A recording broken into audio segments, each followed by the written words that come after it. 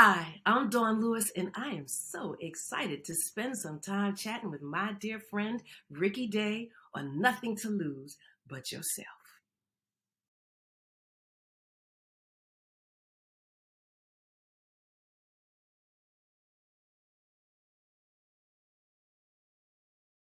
My guest today is a multi-talented and multifaceted artist and performer. She's a recipient of the Trumpet Award, a Grammy Award, multiple NAACP Image Awards, BMI and ASCAP Songwriting Awards, and an inductee into the Women Songwriters Hall of Fame. I didn't even know that existed, so I can't wait to dive into that. She's, of course, a talented and beloved actress and director as well, with TV credits that include A Different World, Veronica Mars, Hanging with Mr. Cooper, One Tree Hill, and the Fox series 911, just to name a few, because she's done a ton of great work over the years. She's also currently co-starring as Zelma Bullock and Tina Turner's mother in the hit Broadway musical Tina, which is nominated for 12 Tony Awards. And I just want you guys to just open your hearts, open your minds, and turn those headphones up. Welcome to the podcast, the incomparable Dawnn Lewis. Hey, Dawnn, how are you? Hey, Ricky, I am just fantastic. How are you doing today? I am well. I am really, really well, actually. I just Excellent. shot a book cover for a dear friend. I don't think the book's a secret, but I better not say anything. But Okay, and you were the photographer? I was a photographer. That is Blessings for my so vocation. many gifts. I love it. I've been I love gifted. it. You're my Leo sister, so you get it. We get, There you go. There you go. Digging into that bounty. God blessed us with a bounty. Go on and use it. Go on and use absolutely. all of it. And our gifts are not for us; they're for other people. We're supposed to That's very use them true. to serve other people. So Well, he gets them to us to get them through us where they need to be. I absolutely, believe that. absolutely. So, my Leo sister, thank you for joining me. And under the current circumstances, definitely thank you for joining me. How you feeling, Dawn? I'm not going to tell all your medical business, but you were feeling a little under the weather. How you Well, I feeling? had a sore throat, and in this day and age, a sore throat triggers a lot of concerns. But gratefully, it's just a sore throat, and thankful for that. I mean, the weather is changing; it's becoming wintertime.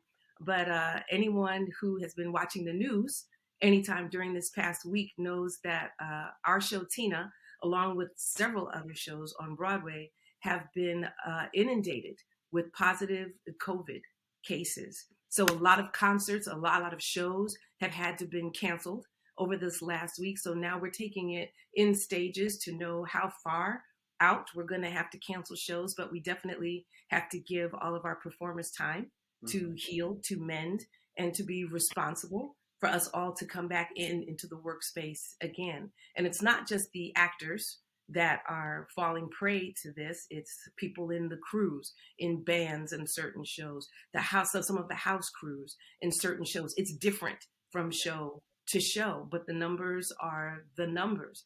And all of us have been vaccinated. Many of us have been gotten our booster shots as well. So that just goes to show you that this could be so much worse if we hadn't taken those precautions. So, as far as I know, most people who have tested positive are only suffering mild Hmm. symptoms and are going to get through it. But it could have been so much worse had they not been health conscious and gotten vaccinated. And all of us, for the most part, as far as I know, have been really responsible whenever we're not on stage wearing masks, etc., and socially distancing as best as we can, even while we are in the theater. By the grace of God, I am still testing negative, and I pray that it stays that way. But for all of my brothers and sisters in the struggle who are, now down for, what will hopefully only be a few more days, I just send you love and prayers and encouragement that we're going to get through this together.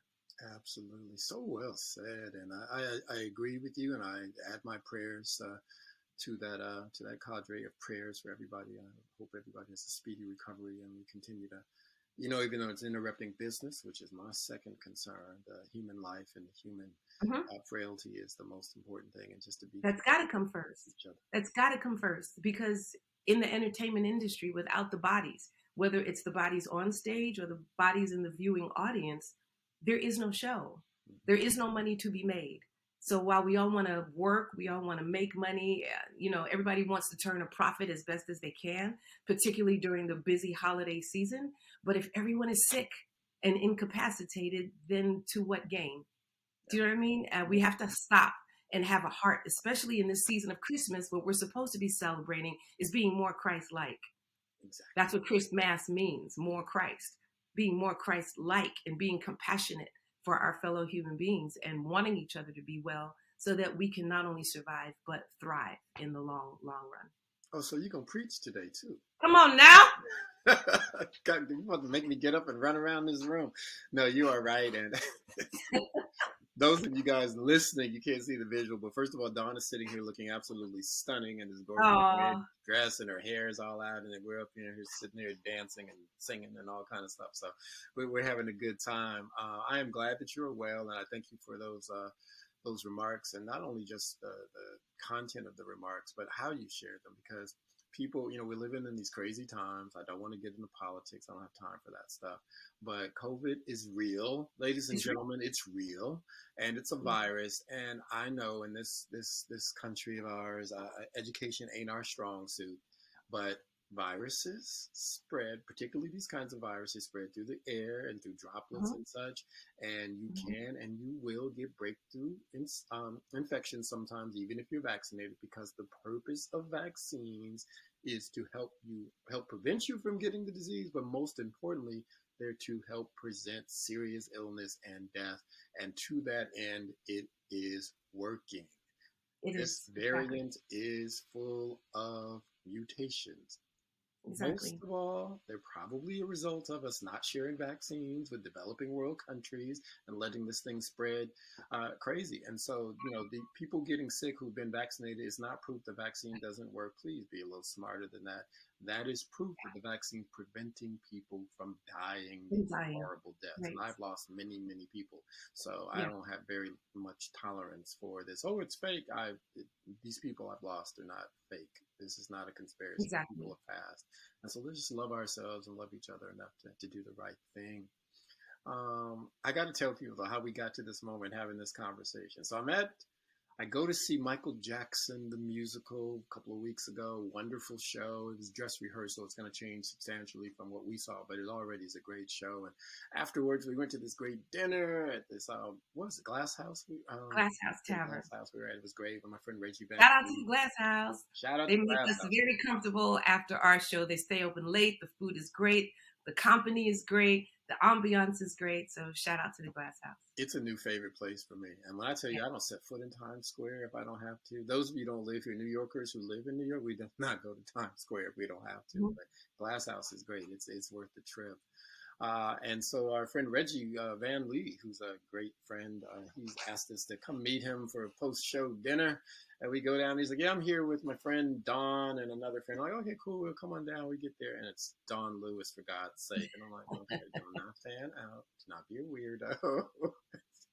And we sat down and had this amazing dinner. And Dawnn and I just started clicking like we've known each other for 20 years. And Emil Will became a dear friend. It's like, okay, you're never going to do this, Ricky Day, but Dawnn, he has his podcast. You guys are clearly clicking, so forth and so on. And the rest is history. But I got to tell you, it feels like I've known you forever. I think a little bit of it's that Leo thing and a little bit of it's that straightforward thing we both have. So thank you. It was really a lovely night, a night of kindred spirits and great conversation. We talked about everything under the sun: music, art, dance, books. We just laughed about things we had in common. And then after the fact, I found out that you're a good friend of my niece's. Yeah. What a small world. What an absolute small world. So there you go. Yeah. And I moved through the world trying to be a positive and kind person, but that's another reason to do it, because the world is small. And so if you run around here being nasty to people, your reputation is going to precede you. And that I try to tell people I'm a witch on wheels, but nobody believes me, Ricky. Because nobody believes you. The only time I would ever believe that if I saw that, I'm going to get you, sucker. But we'll talk about that a little bit later. But girl, I got to tell you, I was doing the research for this conversation. Of course, I'm familiar with you and your career on surface level, and I grew up watching Different World and some of those things.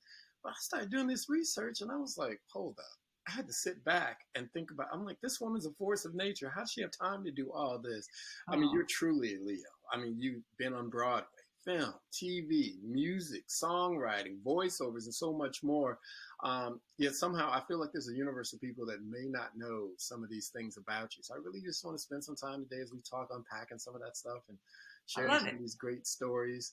You starring currently, let's start with the present. You are currently co-starring in Tina on Broadway, playing Yes. Tina's mom. Tell me a little bit about the show and how things are going for you guys. Well, the show, the audiences are loving it.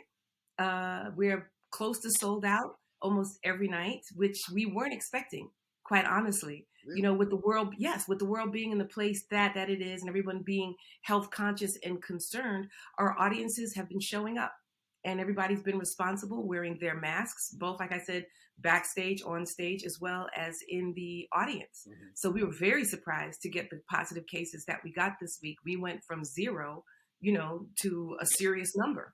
And it was surprising to all of us because everyone has been so careful. But the show itself takes us on the journey of, I like to say, not just surviving, but the thriving of the one and only Miss Tina Turner. And her journey starts with when she was a very small child, being raised in a home with domestic violence. And I play her mom, who was on the receiving end of that, who ultimately made the decision that today's beating was the last beating I'm going to take. Mm-hmm. And then you find out the unsettling news that they already had one child, and Tina was the child that was basically forced on her mother. Oh, wow. She didn't want after the first child, after whatever the realities were that she was dealing with in the household, the last thing she wanted was a second child. Mm-hmm. But her husband insisted on it. They had the child, and the domestic violence persisted. And now she says, enough's enough. And she leaves with the older child and leaves Tina behind.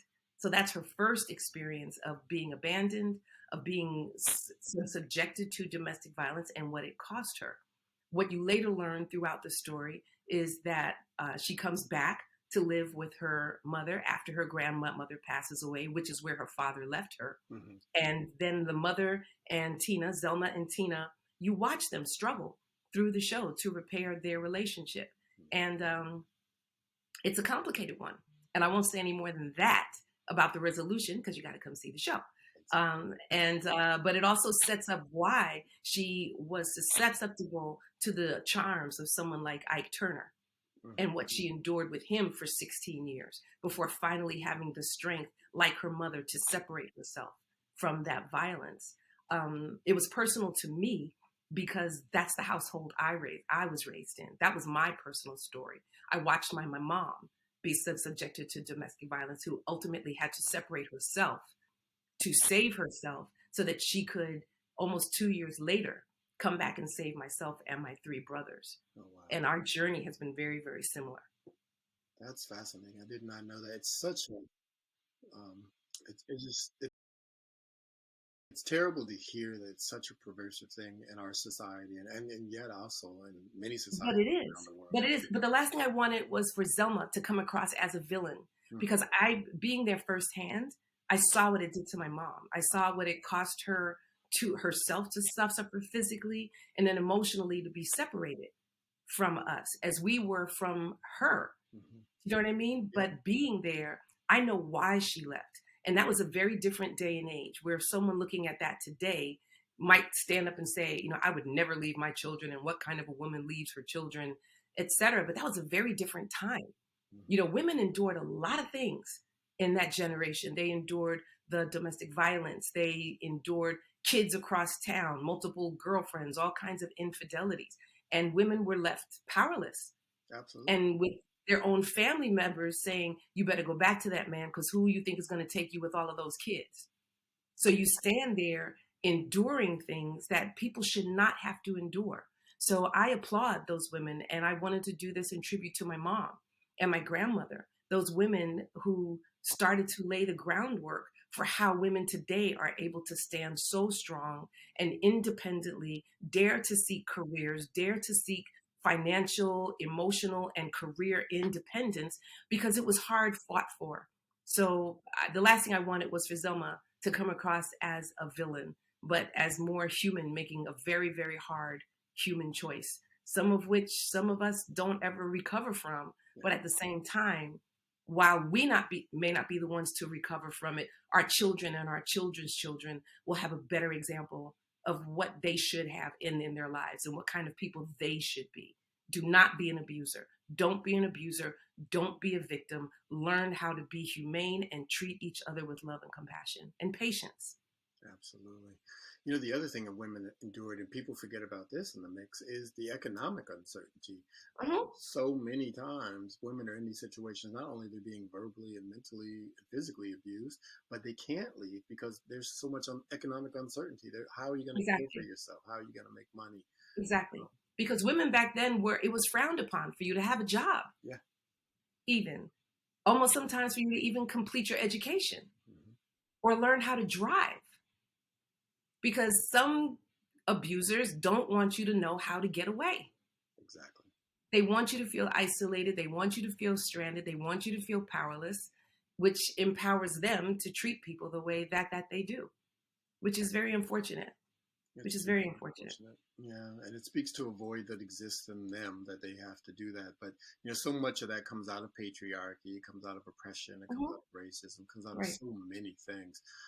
And one of the reasons I started the podcast is to address those kinds of things. I'm just convinced that when we understand who we are at our core, right, that we embrace our humanity, that we learn to love our authentic selves as the creations of God that we are, that eliminates that void that exists in so many of us. I think what's wrong with the world is so much of the world is sitting in this identity crisis, right? We've forgotten who we are as creations of God, who we are as human beings.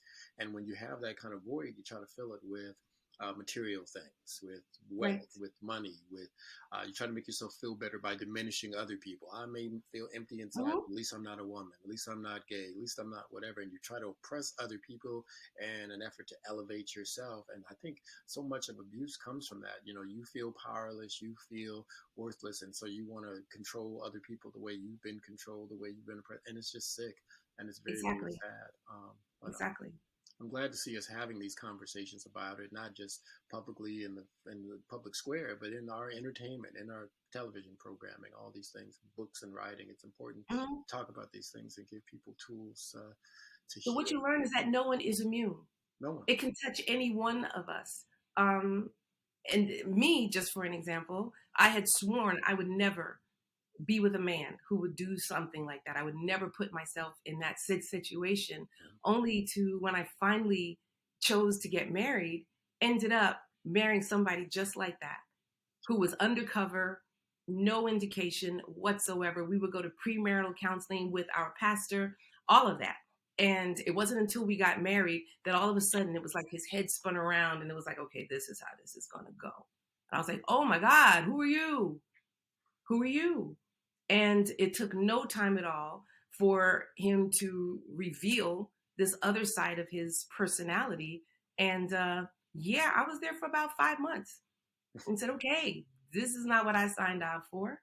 And you are not actually who you convinced me. You went through a lot of trouble to convince me that you were some other person. And yeah, I'm out, which was the last thing he expected me to say. Mm-hmm. He said, well, we just got married. You be too embarrassed. I said, oh, no. Embarrassed? No. I married for true reasons. You apparently married for some other reasons. And no, I'm out because I do not deserve to be treated this way. I refuse to be treated this way. And I really pray something goes off in your head and in your spirit that causes you to stop treating people this way. Mm-hmm. Had to have him arrested. Jesus. Counseling, domestic violence, assault, counseling he had to go through, pay a fine, permanent restraining order, etc. And you just, at that stage of the game, you know this is not the first time this person has done that. Right. It might be the first time he was actually held accountable, but it wasn't the first time that he did it. And you only hope that he doesn't do that to somebody else. Absolutely. You know what I mean? Yeah, absolutely. Yeah, because really feeling like I'm smarter than that. What did I miss? What was I not paying attention to? How did that? It's not supposed to happen to someone like me, but it happens. So how do you regroup? What is your village like to help preserve you and to embrace you and educate you towards getting back to your own personal wholeness? And you don't want to get into the trap of saying, all men are this or all women are that. This was one bad circumstance. Mm-hmm. Are there other bad circumstances? Of course there are, but you shouldn't put a blanket title on anything. You know what I mean? We are all created to be beautiful, loving, compassionate, cooperative human beings. And that's what I choose to believe. Yeah. That's what I choose to believe. No, I think men are amazing, gorgeous, sexy. I'm talking to one right now. all that right there. No, Come on. I agree with you. I really do. And it's difficult to hear these stories, and it's so sad to know that they exist. But it is also good to know that as people move forward, as we move forward as humanity, I think we get a little bit better every generation. There's challenges, clearly, and today is an example of that. I think we get a little bit better because God only knows the examples that you lived through with your mom, the things that you've seen in entertainment and media. Those things may have fed into that courage that you were able to summon in yourself and do the things that you do. You have perspective, and you have a very different world that you're living in right now at that time. So that's so good. And the grace of God. Yeah, and the grace of God to never let me forget that I'm His. Mm-hmm. I'm His child. I'm designed to be loved, not to be lashed upon. So yeah, to be loved and to be loved, which is, I think, the other thing we forget. We forget that we're literally made in God's image, which means if God's the creator and God is love, which are the things that people speak about all the time, then we are clearly intended to be creators, and we do indeed create with our thoughts, words, and actions. Mm-hmm. We're also here to love each other. To love. He loves us. And there's nothing loving about the hate speech that we spew every day, or putting kids in cages, or attacking people for being wise enough to protect themselves from a virus. My God, just love yourself and love each other. What's going on here? I agree. But it sounds like a wonderful show. I haven't had a chance to see it because of the circumstances that we talked about. But when that cools down a little bit, I'm definitely going to come see you guys and see the show. It's really great, though, to see that they're touching on the important aspects of her life, but it's still a raucous musical show. Great songs, great dance. Oh, people are on their feet singing and dancing. And by the time the show ends, if you're one of those people that likes to sneak out so you can beat the crowd, you don't want to do that. Because when the show is over, there's still another 12-minute concert. Wow. After the bows. And the audience is on their feet just jamming, and we have a really good time. Good. Really good time. Now, this is not your first time on Broadway. What was your first Broadway production? Wow. My very first Broadway production was at least 20 years ago. I did the Boys Choir of Harlem, did a special limited engagement on Broadway. It was a few weeks. And so it was myself, them, and Kenny G was also part of the company as well. That was my very first Broadway show. I've done several off-Broadway shows. I was in Shades of Harlem, Money Notes, Rabboni, and then I did the Broadway national tour of the Tap Dance Kid. We started here in New York and then went on the road, and I had the extreme honor of being one of the principals in that company with Tony Award winner Hinton Battle, who originated the role on Broadway, the legendary Harold Nicholas of the Nicholas Brothers, Ben Harney, Tony nominee and Tony winner from the original Broadway cast of Dreamgirls, and Dule Hill, who has become an amazing young man, an actor in his own right. He now plays the dad on the Wonder Years reboot. He was our kid. Because I've known Dule since he was 10. That's like my little brother. I was pretty much just right out of college, and here we were on the road for a little over a year. And right after that, a couple of months after I came off the road, I booked A Different World and moved to California. So since then, about 10, 12 years ago, I was back here in New York doing The Wiz at the Reprise City Center off-Broadway production. It was myself as Ada Pearl, LaChance, who is currently on Broadway with Trouble in Mind. She was Glinda. Tashina Arnold of The Neighborhood was Eveline.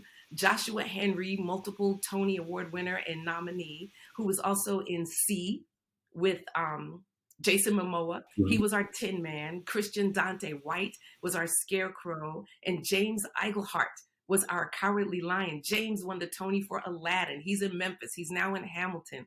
The company was just absolutely amazing.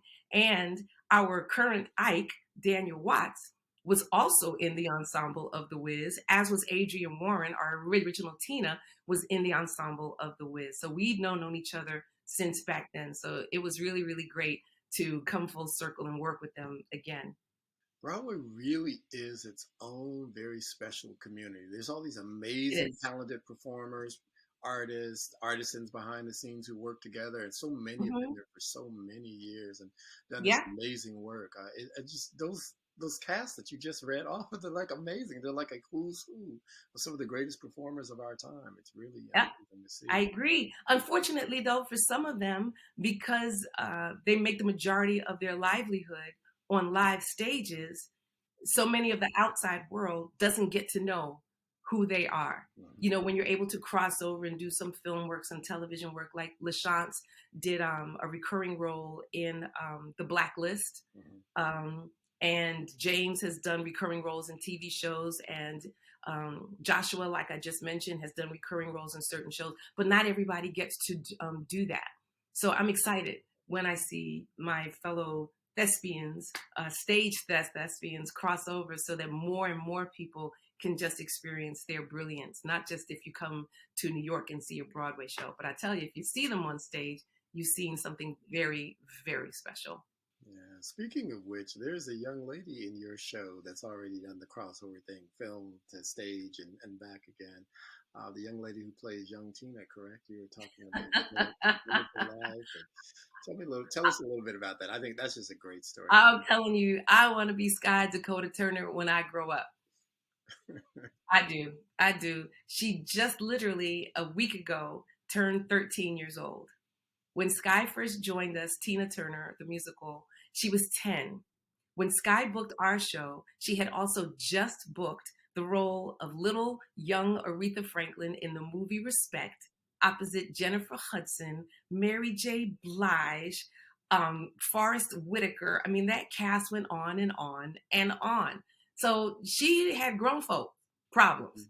She would be on stage one day. Miss Dawnn, can you help me with my scenes? I was her acting coach to prepare her for whatever she was filming that week. She'd be on a plane filming, then come back on stage on Broadway for another couple of weeks. Okay, Miss Dawnn, we're shooting this next week. Can you help me get ready? I'd prep her for those scenes. She'd be back on a plane, back and forth, back and forth. And if you saw the movie, this little girl was absolutely brilliant Mm-hmm. at 10 years old. 10 So years. now here it is. She's 12 going on 13, back on stage. She came back to rejoin Tina, just as I did. And now she's slated to shoot a new feature film starting in February, where she's the lead and one of the co-exec producers. Oh, excuse me. I'm coaching her for this movie as well. I'm telling you, I want to be Sky Dakota Turner when I grow up. At the very She's least, brilliant. the skies. And one of the sweetest, oh my gosh, one of the sweetest young ladies you will ever meet. Beautiful family, beautiful parents. Both of her parents, her mother and her father, are educators. And they have sacrificed a lot Mm-hmm. in order to not only support her, but their other two children's dreams as well, because they're from Dallas. So her dad is here with her as her guardian while she's here doing the show and teaching remotely, etc., while the mom is taking care of their other two children back in Dallas. It takes a village, and I'm so excited for her and happy for her that she has that kind of a village. So for any people out there who have young children in their household, who have visions of being in this entertainment industry, it's more than a notion. It's a lot of work. It's a huge commitment. It's a huge sacrifice, not just for that child, but for the whole family. It's really a choice that everybody is going to have to find a way to participate in and cooperate in, because it affects everyone. Yeah. It does. And the more successful that child is, the more it affects everyone. You want them to be successful, but it also pulls at the fabric. So you really have to focus on making sure that fabric is healthily woven. I think as the public, we don't think about that. And I mean, very Uh-uh. generous of you to share that, because that's really important information, I think, for people to understand and hear. You know, I'm a photographer and artist, among other things. And people are always like, you think my kid's going to be great for TV or movies? I was like, it's a whole situation you're talking It's a whole about. situation. Make sure you understand Uh-huh. what you get into. What do you know, you've done film, TV, any number of things. What do you think is the most challenging aspect of being on Broadway? Broadway is a wonderful blessing, but it's also a bit of a grind. What do you find most challenging about Broadway? You just said it. 8 shows a week is no joke. Yeah. 8 shows a week is not for the faint of heart. There's been a number of film and television actors who have said, and even recording artists who said, I want to come and do a Broadway show. And after a couple of weeks, they're like, oh, okay. I don't really want to have to do this anymore. Or my throat, I can't sing anymore. So yeah, you make records where they can stop and you can come back and record the 3-minute song for however many takes it takes you to do it over however long a period of time it takes you to do it. But theater is live each and every time. And it's not as though you get new material with each performance. It's the same material that you have to possess the skill set to make fresh each and every time you do it. Because regardless, we've just done, I think, close to 230 performances of Tina. So that might be my 200 plus performance, but it's that audience member's first time coming to see it. But some people have come back 3, 4, and 5 times. And then they start comparing. Well, the time I saw it last month was much better than it was tonight. And you had a different person on in this, and they're paying attention. Mm-hmm. So no, live performance, like you said, it's a grind. And the older you get, the more of a grind it is on your body, because most of these theaters are anywhere close to 100 years old. So there's no elevators, there's no escalators. You are walking up and down flights of stairs into your dressing room. They're very tight quarters, which is why we're seeing so many positive cases. Yeah. Because even if we are fully vaccinated, even if we are responsible, you go up to your dressing room and there could be anywhere from 3 to 5 people sharing the same dressing room. Mm-hmm. That is the size of a very small cubicle. It's a lot of exposure. It's a lot of exposure. So no, it's not for the faint of heart. And you figure a musical from start to finish, including intermission, takes close to 3 hours. Right. But you're at the theater at least a half an hour to an hour and a half before the show. So that means 4.5 hours of your life every day is spent in this building. Then you go home, you try to get some sleep, but your adrenaline is still pumping. You may get home around 11:30, midnight, but you're up till 3. You're up till 3. You sleep the next day. You try to get some work, some errands, some business done. And before you know it, you're back on the train or walking or however you get to and from the theater, right back to work again. So it doesn't do a lot for a social life. I think you have to still be in your teens or 20s, because after that, all you want to do is sleep. I'm tired. Work, sleep. And work and sleep. And just so you all know, because people be out there hating, nobody's complaining. It's a blessing to be able to do it. That's just the reality of what it is. Yeah. Especially if you want to stay healthy. Yeah. You know what I'm saying? You can't be out all night partying, clubbing, and expect to still be able to get up and sing 8 shows a week and act and not catch a cold or not injure yourself in a dance number because your body is exhausted. So like I said, when you're younger, you have more energy, you have more reserve. But the longer you are in this thing, you just got to start making different choices, just like anything else. Mm-hmm. Theater's interesting now, because theater's where technique really shows up. If you don't, technique, who's got it and who doesn't? Yeah, because that's what happens. So many of those recording artists, they don't necessarily have great technique. The people, and I'm not downing recording artists, but it's just a different world. No pun intended. And yes, it was. Stop it. But they can get by without a lot of technique sometimes, because you got all this recording gear, you got engineers, you got tricks, you got whatever. But technology and everything else. Yeah, but you're doing right. tonight. Techniques there, or you're going to pay the price. To that end, though, Gladys Knight is one of those great examples of somebody that brings that same ethic and aesthetic from Broadway to her performance. I've seen Gladys Knight multiple times over the past X number of years, because I'm old, and she sounds the same every time. She sounds better. Singing the song the first time, it's unbelievable. It's unbelievable. She is absolutely magnificent. And to that point, not only is she excellence personified in her gift of singing, but her character and her spirit. I mean, she took me under her wing like I was one of her own kids. That's my Aunt Gigi right there. Love her, love her, love her. And it's relationships with people like her and her example that help me understand there's a way to go through this industry and do it gracefully, to do it with humility, but confidence. You know what I mean? She is confidence, not conceited. Mm-hmm. You know what I mean? Because she works hard to be as good as she is and to maintain that level. So that doesn't happen by accident. So she's earned a confidence in herself and in her ability to recognize she shouldn't be treated just any kind of way. But at the same time, she doesn't present herself as though she's better than anyone at anyone else's expense. Mm-hmm. And I'm so grateful to have examples like that in my life as I go through and experience and explore all the different things that I want to do to require excellence of myself, not just as a performer, but in my character as well. I'm so glad you offered that. I was going to ask that, but I'm so glad you What? shared that Oh, preemptively. And you're paying it forward as well, because you're that kind of person in the way you show up in the world and the folks that you're I tried with, to. young I tried to. That was the basis of starting my foundation. The A New Day Foundation is to pay it forward.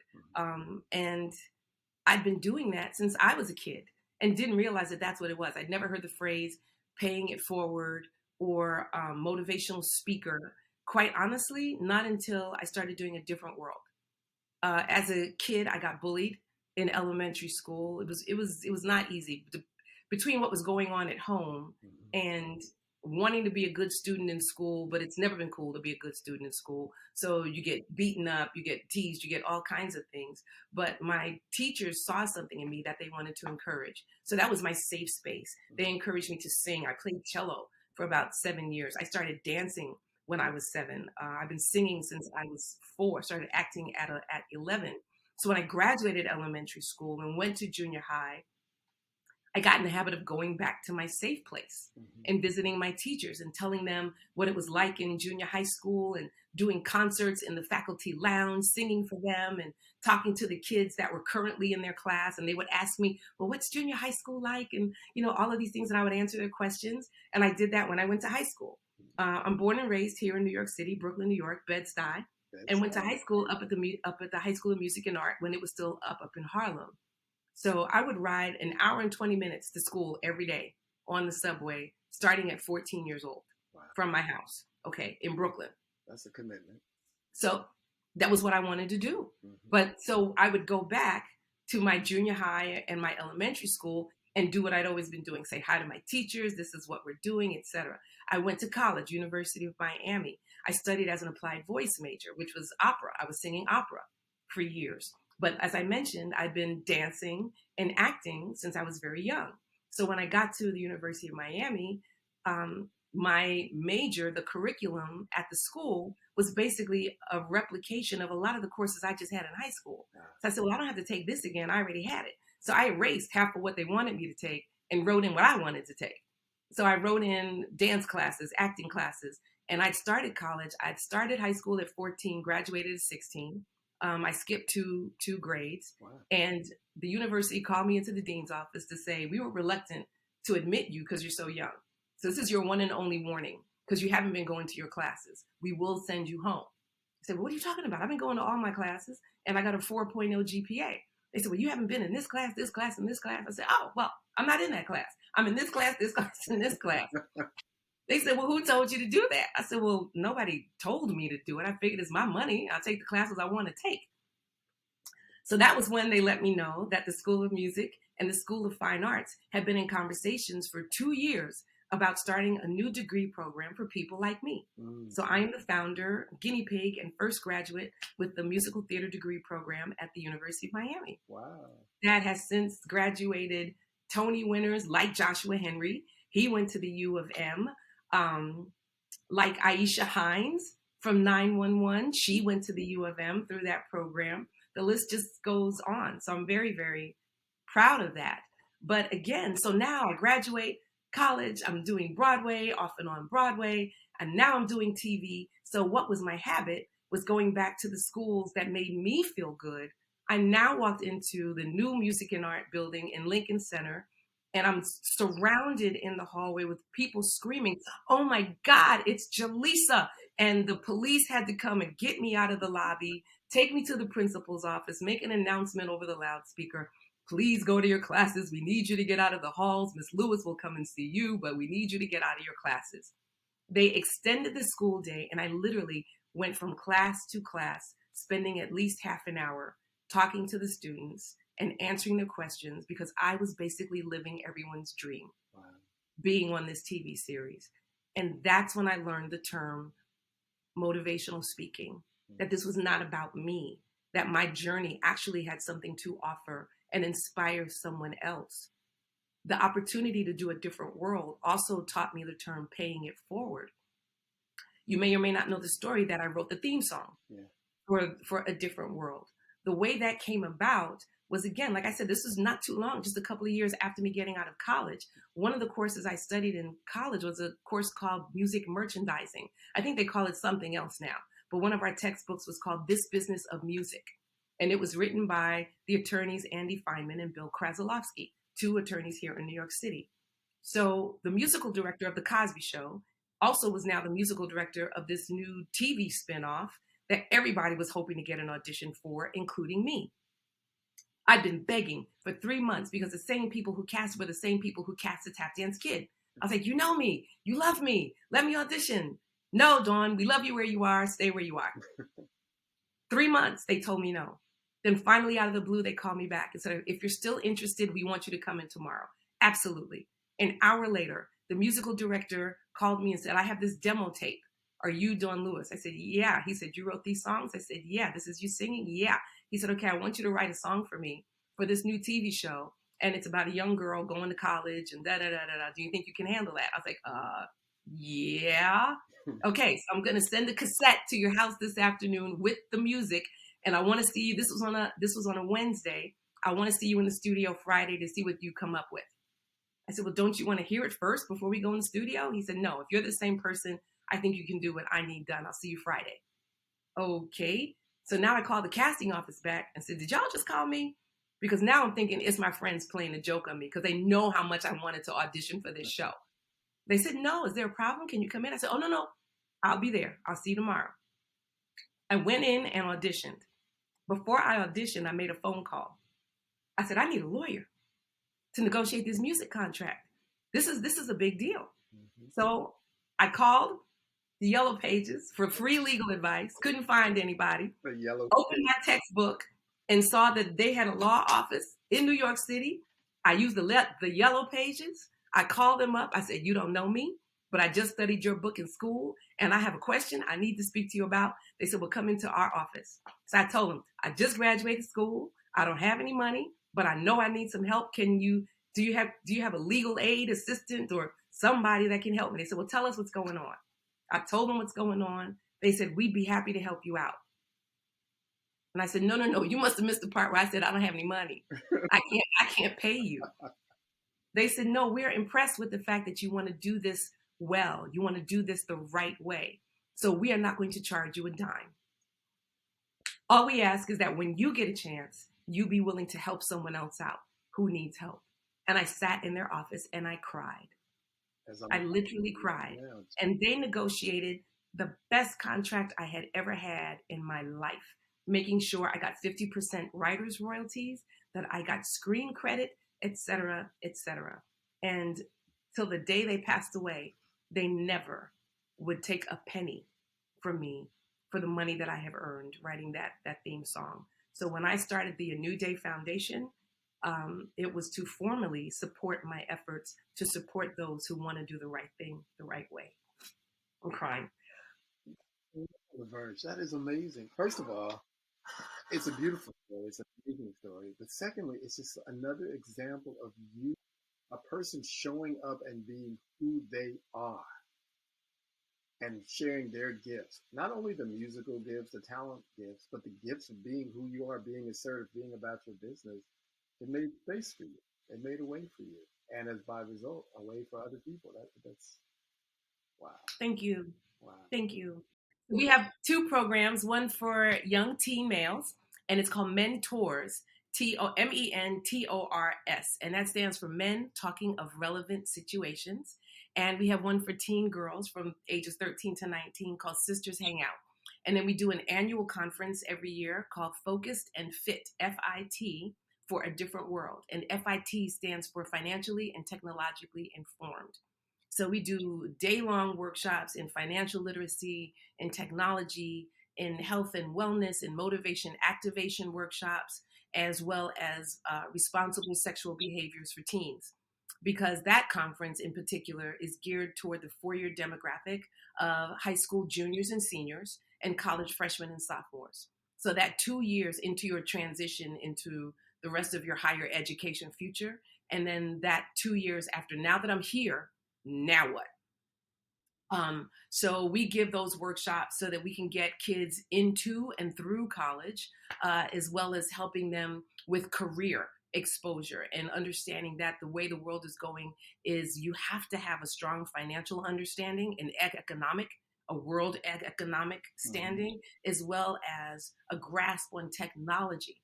Because a lot of the things, depending on what you're learning in school, could be obsolete by the time you graduate if you are not aware of how technology keys into what it is you are currently learning. Because by the time you graduate, it's going to be leaps and bounds from where you started in school.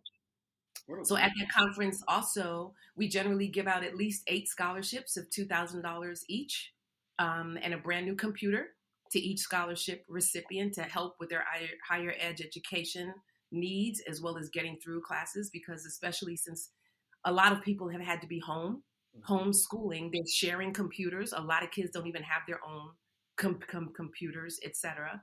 So we do that, and we give out academic achievement scholarships or grants or gifts to our high school juniors who aren't ready to go into college but could use some support and encouragement. And we usually give them some kind of technological device, whether it's an iPad or a tablet, etc., to keep them encouraged for their grades.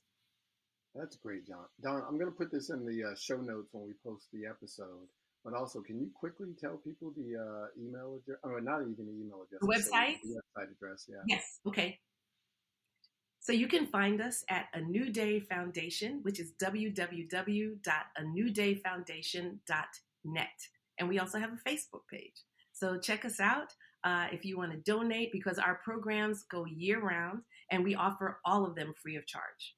So we absorb the cost so that all the kids have to do is show up. Just get there, and we have the different, we call them experiences for our teen programs. We do 3 for the boys and 3 for the girls every year, and then our annual conference. So all of the money that is donated goes to support those programs, as well as give out the scholarships. If anyone wants to make a donation to go to a specific area, all they have to do is identify that on their giving, which can be done through the website. So we are welcoming all support. Right now, we're doing a holiday drive to provide gift cards and meals to families in need during the holiday season.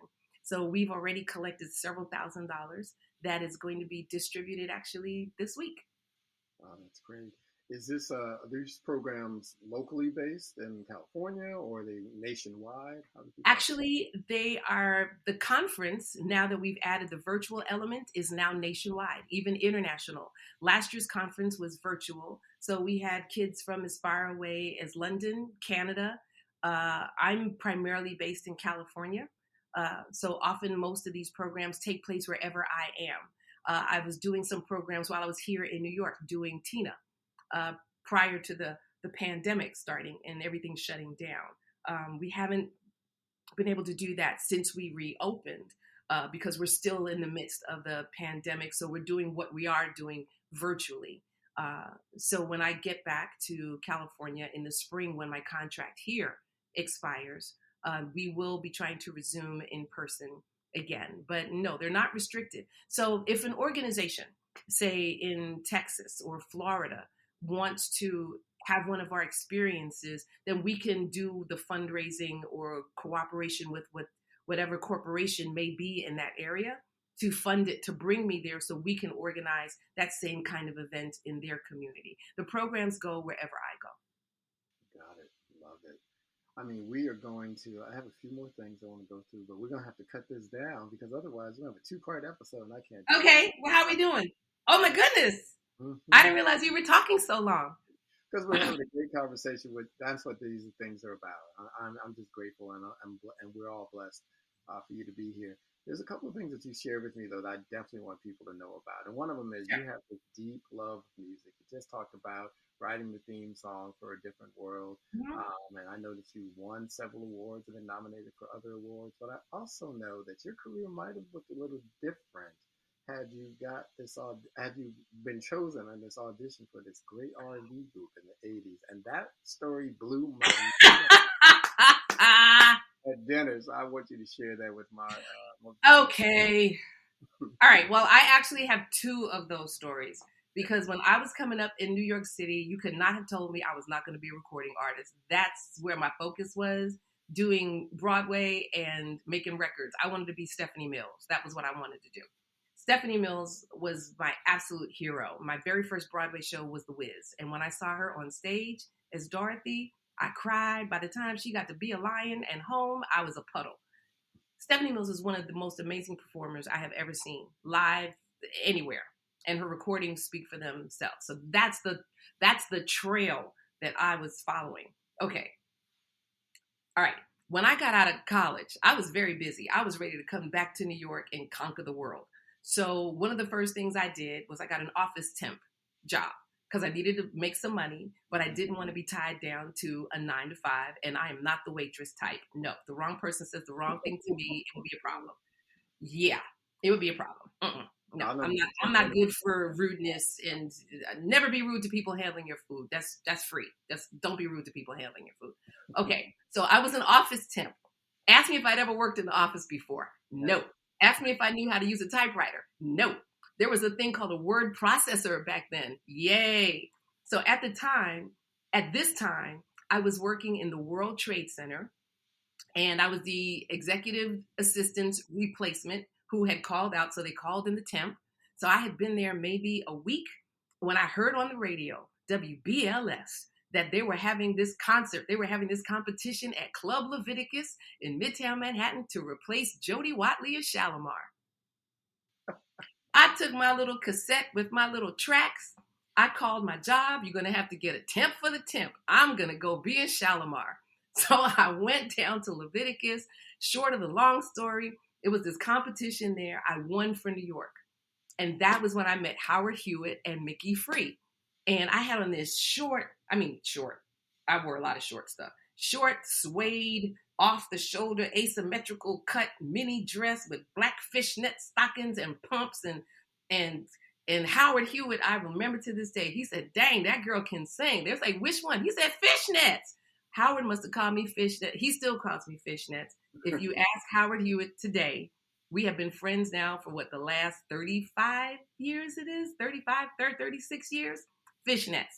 Anyway, so needless to say, we went through the whole thing. They picked singers from New York, Chicago, Texas to come to California for this final big star search moment where they were going to pick the winner to be in Shalimar.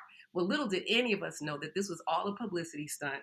They had already decided to pick Delisa Davies, and we were all just a whole hype thing. So when the competition was over and they announced Delisa as the winner, the crowd was like, no, New York, New York, New York.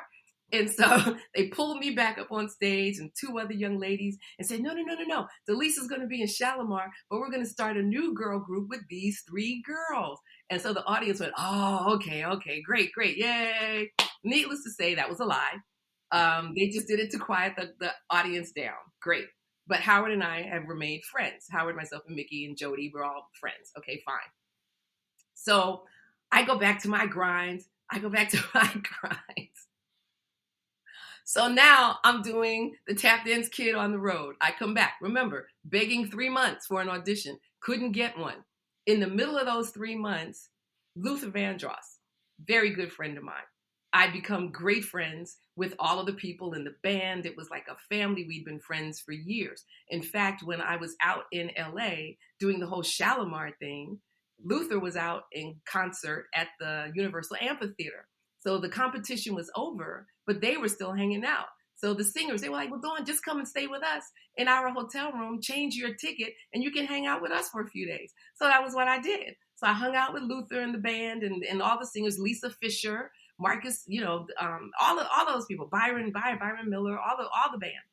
All right. So a month later, Brenda, the one who sings the bottom, has to take a lead. And so they are auditioning replacements for Brenda. So they're like, Dawnn, you know Luther loves you. You should come and audition. It's like a shoe-in, girl. You know all the choreography. Stop to love. Come home from the road. Okay, fine. So we're at the audition. Luther, big hugs. Oh, yeah. We're singing. First of all, Luther had a minimum. You had to be 5'8" to be one of his background singers. You couldn't tell me I wasn't 5'8" until you stand next to Lisa Fisher and you realize you're not quite 5'8". It's like, okay, all right. So we sing the song. I'm doing the steps. Luther pulls me over afterwards and put his arm around me, baby. You know I love you. But I need a little more finesse and a little less Soul Train. I was like, oh. So needless to say, I didn't get the gig. But then a month later, I booked A Different World. So Luther used to tease me and said, you know you owe me money. I said, what do you mean? He said, because if I had hired your behind, you wouldn't be a star right now. So you owe me some money. He said, I want my cut. Luther Vandross, rest his soul. What a great story. Rest his soul. What a beautiful, amazing human being. Amazing human being. Love him. Yeah, love him. So he's right, though. Had he hired me, because I wanted to be a Luther girl for real. I really did. Mm-hmm. Anyone who has ever seen a Luther Vandross concert, you know that those women were fabulous. The show was flawless. It was absolutely amazing. Absolutely amazing. It's really a life-altering experience. But, you know, I wanted you to share that story. Not only is it entertaining, but I think it's an important story because so many people, particularly young people, get so focused on a specific path, a specific set of goals. Mm-hmm. And sometimes God, life, whatever you want to believe in, will throw you curveballs, will alter your course, will course correct for you and take you, but it's always going to take you exactly where you belong. Where you need to be. But you got to be prepared. Yeah. Because had that musical director called me and asked me, was I the composer and the singer? And I said, yes. And if I really wasn't, that would have been an opportunity blown. Mm-hmm. You know what I mean? You have to really be prepared to show up. And since then, I've released my own CD. I've recorded with other recording artists, everyone from Take Six to Patrice Rushen to Everett Harp. I've written for Grover Washington Jr. and Nancy Wilson. I mean, I've written for different movies and TV shows, which was how I ended up being inducted into the Women's Songwriters Hall of Fame. So I may not have become the recording artist of note, but my music and my compositions have in so many different ways. And I still release music independently. I still do concerts if and when I choose to. There's just so many ways to experience and explore. And to be in the Women's Songwriters Hall of Fame, I was inducted alongside Valerie Simpson, Roberta Flack, Naomi Judd, Mary Chapin Carpenter, Denise Williams, the women from the Go-Go's, the women from Climax. It's just insane. It is so humbling. And at that inaugural ceremony in DC, through my foundation, through the A New Day Foundation, we sponsored a table and invited some high school juniors, young girls who want to be songwriters and singers from the Renaissance Music Academy here in the Bronx. They came down and sat at the table. Then I found a young girl who just graduated from high school, is now attending Clark Atlanta University, majoring in music composition. We gave her a $2,000 scholarship and a brand new keyboard so that she can keep writing music. And another grad student from Howard University who is majoring in music composition, we gave her a $2,000 scholarship and a brand new computer. And they all were invited to the event. And Valerie Simpson, Naomi Judd, all of these people came and sat and talked with them. They were in the room with these legends, these women that they are aspiring to be. That's how we pay it forward. That's how we make a difference. Do you know what I'm saying?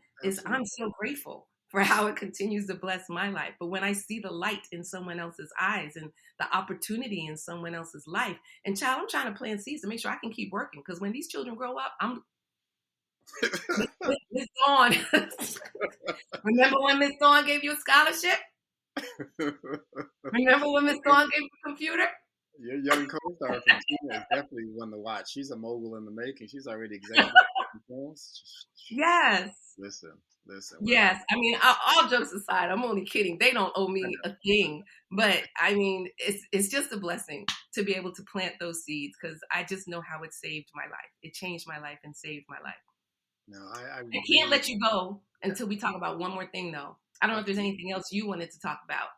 listen, this conversation between two people. So what you want to talk about? Come on, Trekkie. Come on, Trekkie. Oh, oh, you saw that in my email. I sure I was. did.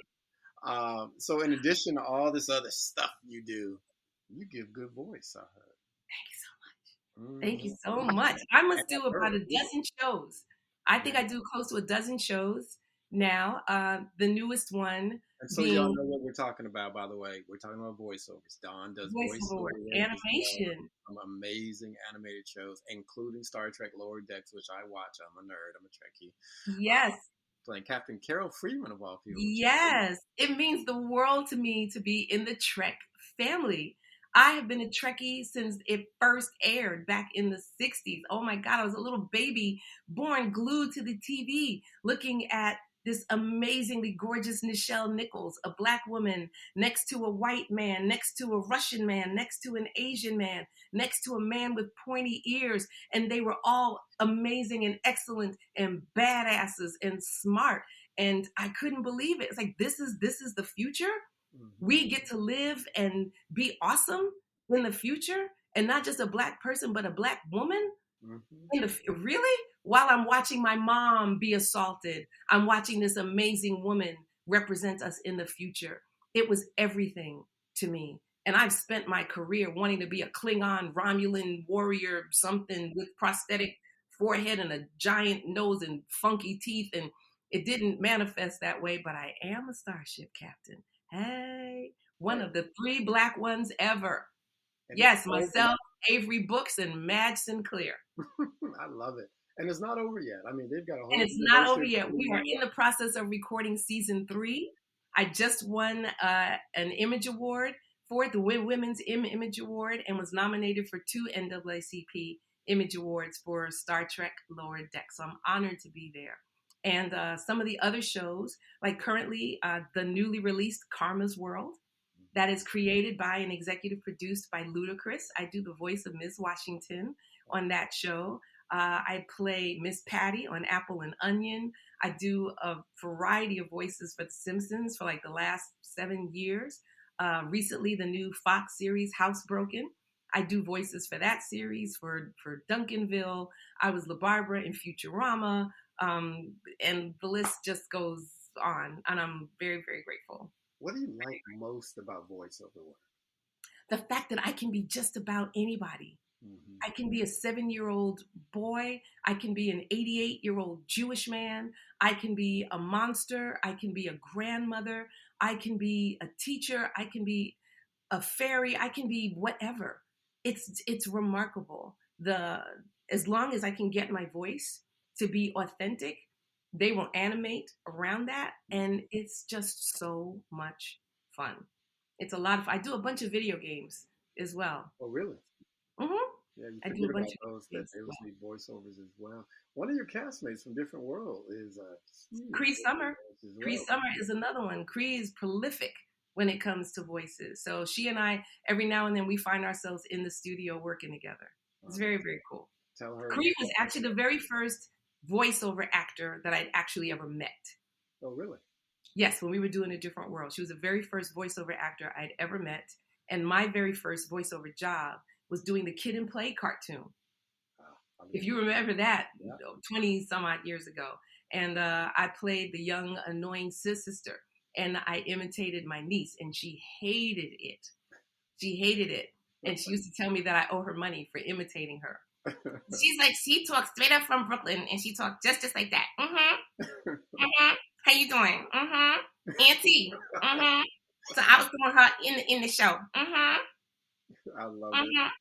Oh, I love it. I love it. I have so much fun. I have so much fun. I love it. You got to break her off, though. No. I helped raise her, take her to the circus, dinner. Oh, no. She still owes me. Now you sound like somebody's mama instead of somebody's Thank you. She still owes me. I think I still have bank. I still have credits. I do. You I'm got certain. sure. Listen, a couple of things before we let you go. I mean, you've done so much, right? And you started and you did TV, you've done Broadway, you've done so much. And you're the kind of person I noticed this at dinner. You're gonna know where you stand with Dawnn Lewis, right? You're gonna be direct. You're gonna be, kind with it, but you're gonna be direct. And I found as I've navigated entertainment that sometimes, people who stand up for themselves often get labeled as difficult because you're Mhm. showing up for yourself in the way you should show up for yourself. But this business can be a mess, and at some point, everybody, kind of has to stand up for themselves. How does Dawnn Lewis, the straight talking, talented Black woman and human being, navigate the ins and outs and the ups and downs of this industry and not lose sight of yourself? How have you found a way to do that and avoid that label? And I think it's a false label of being difficult. How have you found a way to navigate that? Because everybody I come across loves you, but you also stand up for yourself. That's very kind. I don't know that everyone loves me. I'm sure there are some people that think I'm a bit too outspoken. Mm-hmm. In fact, I know that for a fact. There was one job in particular that I had that I had trusted my representatives to stand up for me, only to find out that at the end of the day, they were not standing up for me. They were protecting their opportunity to get more people cast Mm-hmm. on the show that I was doing. So instead of protecting me, they were protecting their future opportunities with other talent. Um, but in my understanding, they were speaking on my behalf. So for me to continue to go to work and deal with the environment that I was being dealt, to me was an additional slap in the face. Because from my perspective, okay, so you've been told that what you're doing is racist. You've been told that what you're doing is a problem, and yet you're still doing it. So I did not know that they weren't being told. So that's the perspective I was coming from. So when I came to work, after a point, I stopped going through my management and speaking for myself to say, you will not speak to me that way. I will not deal this way. This is a problem. And then I got labeled as being difficult when I was no longer on that show. Because after I left the show, the ratings changed. The ratings dropped substantially. And then the news outlets got, well, why is Dawnn Lewis no longer in the show? She was the best thing in the show. And what happened? So they would not confess that they were the issue, that they were racist, that they were doing all of these things. So their response is, oh, well, she's a problem. And she would come to work cursing everybody out and et cetera, et cetera. And I was like, what? Mm-hmm. There are people who've known me for decades who've never heard me say a single curse word. I'm the person that asked, is it a problem for us to pray before we go in front of the audience? Right. I'm the person that wanted to include our guest cast when we did introductions and bows in front of the studio audience, and they didn't want to do it. I was like, well, what is the problem? I mean, we're here. They've been here working with us all week. Their families are sitting in the audience, their agents. This would mean a lot to them to come out and bow next to us. What does it? And I would ask my other castmates, do any of you have a problem with this person coming out and bowing? Like, no, we're fine. It's like, so they didn't like the fact that I spoke up, but they didn't like the fact that I was caring for the other people. But in their retelling of it, they retold my participation in a very different way than what actually happened in order to protect themselves, to make themselves look better. So I know that that kind of thing happens, and it's very cruel because that ends up affecting people's possibilities of getting future work. Absolutely. If you're labeled as difficult. So while I remain candid, I do my best to let my team do their job. That's why you pay them. That's why you give them 10%, so that you can go to work and maintain a positive and cooperative attitude while there was someone strongly advocating on your behalf where it needs to be advocated. Right. And you give them whatever tools they need in order to be successful. You don't show up late. You don't go around cursing people out. You don't want to give people any ammunition to say this is your fault. Right. Do you know what I'm saying? Yeah. But at the same time, you should not put yourself in a position to be taken advantage of or oppressed. And that's a tricky thing in this industry, because you desire so much to be creative. You desire so much to have these opportunities. And unfortunately, far too many producers and production companies take advantage of that. and they play on people's desperation and their eagerness. And the work environment is not always conducive in a healthy way for the people who participate under some of these contracts with some of these companies.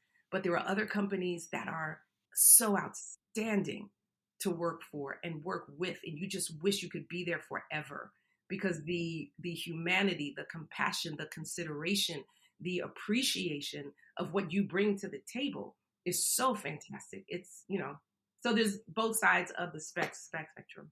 Yeah, absolutely. And life's too short to be toiling away Mm-hmm. in that kind of misery. You're sharing Mm-hmm. gifts with the world. They should be sharing at least some kindness with you, not to mention revenue. And we're hearing that a lot on Broadway. Mm-hmm. With the Black Lives Matter and the BAC and reimagining, and the BTS and people reimagining Broadway and what it could and should be for people of color Mm-hmm. and for women and for the, LGBTQ community. Mm-hmm. It's got to change. It cannot remain the status quo. And that's like everything that we have seen around the world. Protests are not just happening here in America, but around the world, where people are saying enough is enough. Yeah. I think we people cannot really go back.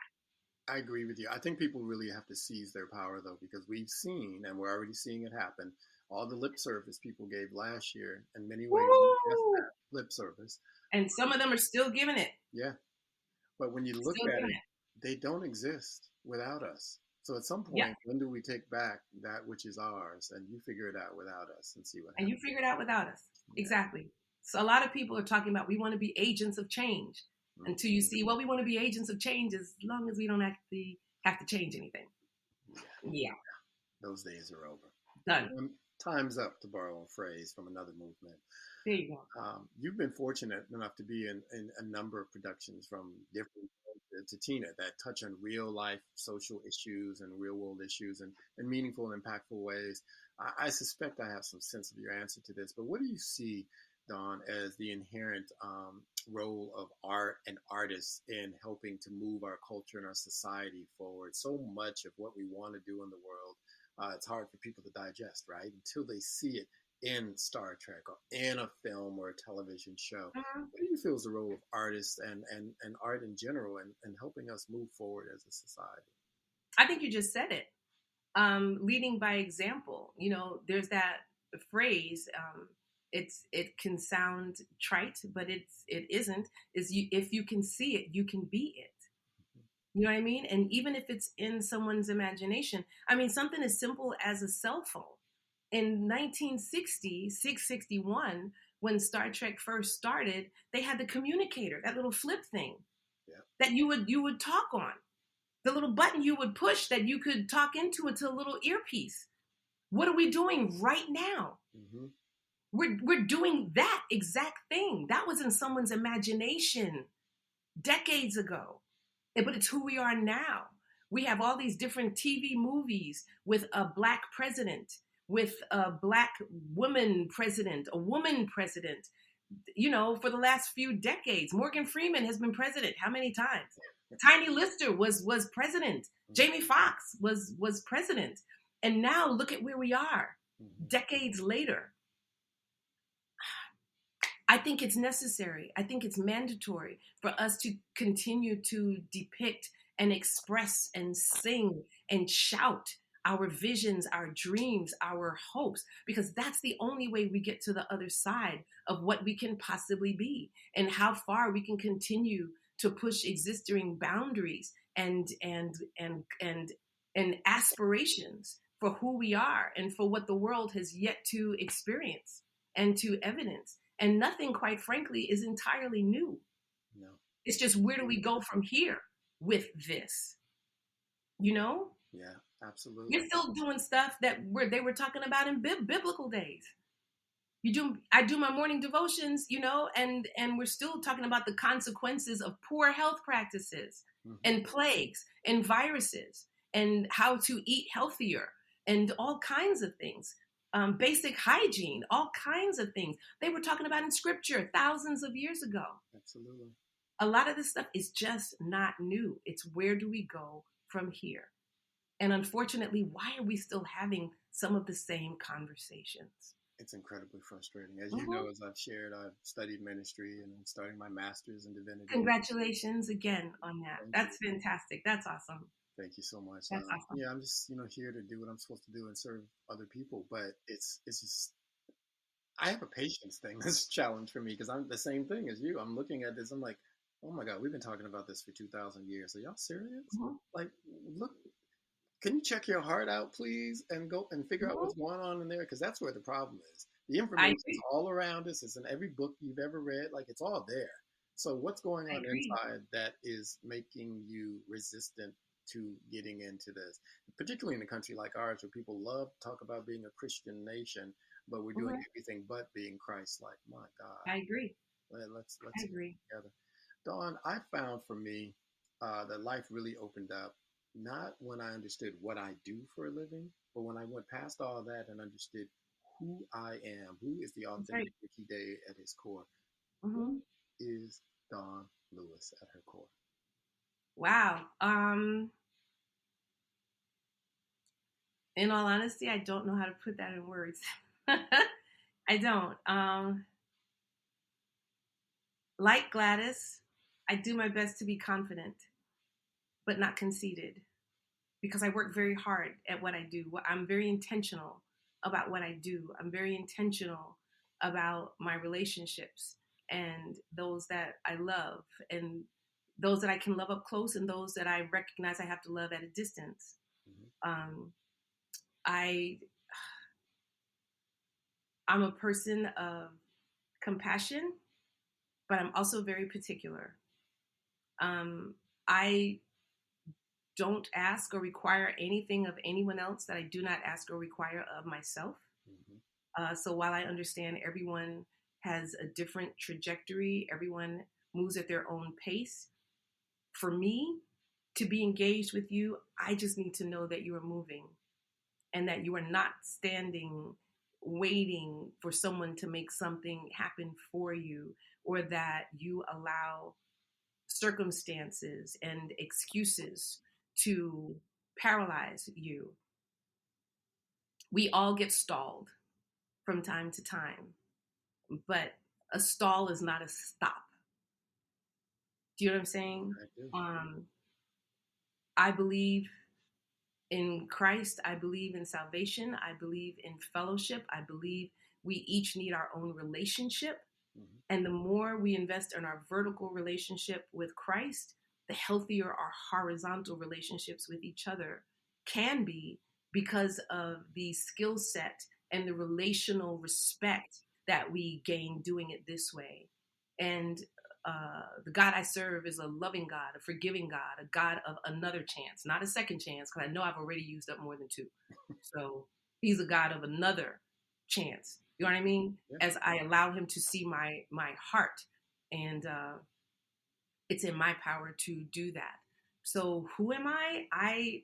I am, I believe, a creative, cooperative, compassionate soul. I think, Feels yeah, about right to me. who loves to have fun, huh? Feels about right to me. Okay. I mean, I love to laugh. I love to have a good time. I'm definitely an adventurer. I love to travel. I ride horses. I play golf. I scuba dive. I race dirt bikes. I love my family. I have three of the most amazing brothers on the planet. My mom is my superhero, um, and I am grateful. I am grateful to have so much love and so much support, uh, because that's not something you can count on in this industry. And I'm the only one in my family in the business, so I ride and die, ride and fly on my own. Mm-hmm. So knowing that I have that in my reality as my foundation, um, lets me know that however high I fly, I know that they're there with me. And however low the tide gets in between gigs or whatever, I know that they're there with me. And that makes all the difference in the world. That makes the highs not so high and the lows not so low. Just keep it moving. I love it. Dawn, last question I ask everybody this. This is another one of those deep ones, but it's not Oh really. gosh. It's really Okay. not deep. What kind of world do you want to leave behind? And what do you feel is your role in that world that you're trying to create? Wow. The kind of world I want to leave behind is a world that appreciates, a world that recognizes the light in themselves, is brave enough to let it shine, but then appreciates the light that is in others. Because everybody's got a light, right?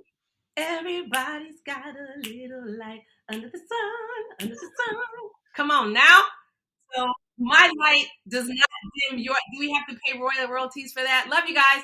So you know what I'm saying? My light does not dim your light. It just makes us two brighter lights together. And you can imagine, just like I want to be respected and encouraged and supported, so does the next person. Mm-hmm. So just recognize that. And let's allow our lights to create a brightness, a blinding brightness, as opposed to being committed to dousing someone else's light and someone else's spirit. No one wants to walk in darkness. And if you need my darkness to elevate your light, then that's your problem. That's your problem. Because I serve a God that says my light is on a mountaintop and shall not be put under a lamp. Who does that? Nope. I'm a light. I am salt. My job is to leave things better, more preserved, pacified, and flavorful when I leave the room. Amen. Hallelujah. And let me go run around. Hold up. Come on. Listen, Dawnn, that's what salt does. Dawnn, salt. Come on. Come on now. Don't make me start speaking in tongues and all kinds. I grew up Pentecostal. Come on now. But Dawnn, you have been gracious in your time, gracious. I love you. I appreciate you. And we thank you so much for joining us. My pleasure. Thank you for having me on your show. Ricky Day. Yay. I'm looking forward to getting to know you further. And we'll talk after this. But thank you so much. Have a wonderful holiday. Please thank you. Be safe on that I will great, do my best. I'm not going to call it that way. That no. great rainbow Be safe at work. Be safe at work. Yeah. I hope all of your listeners are safe at work and have a blessed and beautiful holiday. And may 2022 be a blessing and joy to you. Thank you so much. Ladies and gentlemen, Dawnn Lewis. Bye.